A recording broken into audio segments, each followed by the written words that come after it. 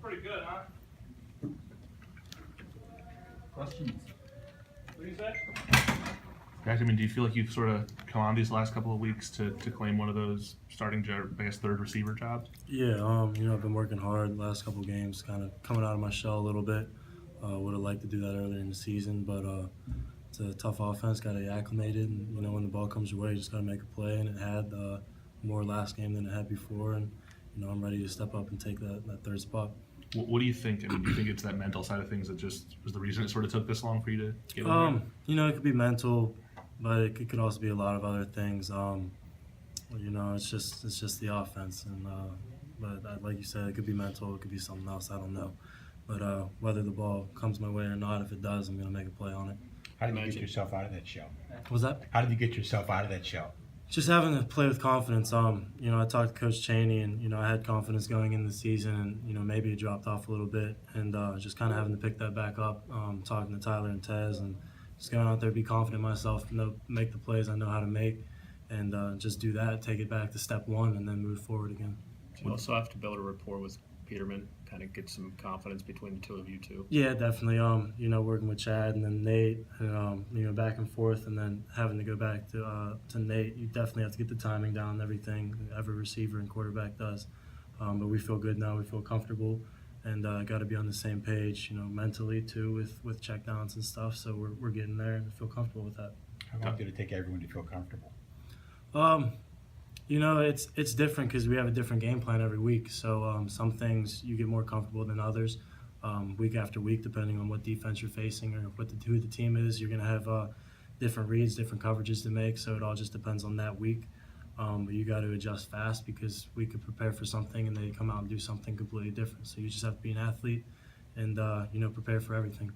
Dantes and Tyler, what did they tell you to sort of get you in the right place? Just keep my head up and just keep playing how I know how to play. They have a lot of faith and trust in me, and just play football like I know how to play and be the athlete I know how to be. And when opportunity comes my way, then just take it and run with it. I feel like I did that. What's the dynamic like between you and Weah and Zeiss, and those guys are all sort of competing for the same number of looks? Yeah, we all try to help each other out with everything. It's friendly competition, but at the end of the day, we're 6-2. We want to be 7-2 after Saturday. And, that's really all we care about is the team goals. We want to win an ACC championship, and regardless of who it is, if it's Jester and the coaches feel that Jester's the best player for that game, then, I'm happy with that. But if my number gets called on, I'm going to go in there and do what I know how to do. Do you sense any frustration from Tyler, the inability to sort of get that big play that obviously he's getting a lot of attention. Do you sense any frustration from him? He gets a lot of attention. He gets double covered and stuff. Sometimes it's just harder to get that big play, but, last week he made some great catches, a couple sideline catches, if I remember correctly, that were big-time plays. And it might not be the downfield shot that he's looking for, but he's still contributing in every aspect of the game, and that's all we can really ask for. I don't think he's frustrated. It'll happen in due time. Is that something as an offense you're looking to do more of, though, take more shots downfield? Yeah, we have our vertical routes, and we have our medium routes and check down routes. Every team would like to take a couple shots downfield, and when we do take the shots, we have to convert. And we've taken some, and we haven't converted on them. And that's just the big difference from a big play to a negative play or just a neutral play. So we have to capitalize on the big plays when we take shots downfield. Coach Cheney said yesterday that part of the key to opening things up downfield is, with Tyler getting so much attention, some of the other guys are going to have to start making plays downfield. Is that something that, like you and Dyson, you guys talk about, like, hey, we need to take some attention away from Tyler? Yeah, definitely. That's why, we're out there trying to get open, and, once we get the ball a little bit more, then it's going to free Tyler up. And we'll be able to take shots downfield with him, and, Zeiss and myself and Weah and Tez, we all feel like we're downfield threats, and we're big receivers. We can jump up and get the ball. So, it's just when the opportunity comes and it presents itself, we just have to take it, and that's really all you can do as a receiver. And when it's in front of you, you just got to grab it. What have you seen on film so far from Notre Dame secondary? They're a very good secondary. They play their quarters team. Their defense up front switches a lot, and they're going to switch coverages on us, which is what I said earlier. You got to prepare for what we think they're going to do, but they can switch it up and do everything. So we have to be ready for anything.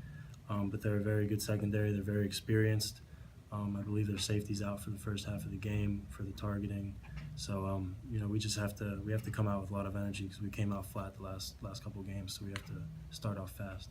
As a fellow receiver, I know you've been teammates with him for a couple of years, but does Tyler still like sort of amaze you sometimes with the catches he makes during games? You ever watch see one and like, how did he catch that? The North Carolina game, he jumped over the defender on the corner route and just snagged the ball and got 2 feet in. I was just like, man, this guy's gonna make that on Sundays because that's an NFL caliber catch, and that's not an easy thing to do. It's a very hard thing to do.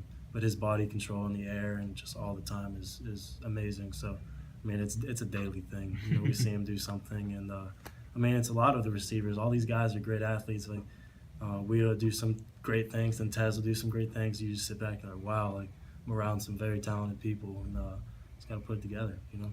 Zach, you mentioned the energy to start a game. I would imagine it's going to be there with Notre Dame in town on Saturday. Definitely big game, you know, rivalry game. Kind of goes back to the Big East, and we want this one. I believe they're number 5 in the nation.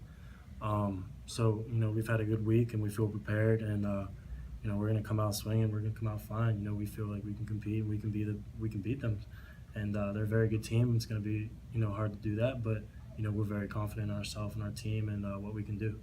Does, you know, I guess aside from the ranking, does, you know, playing Notre Dame, that brand, does that still mean something to you guys? Definitely.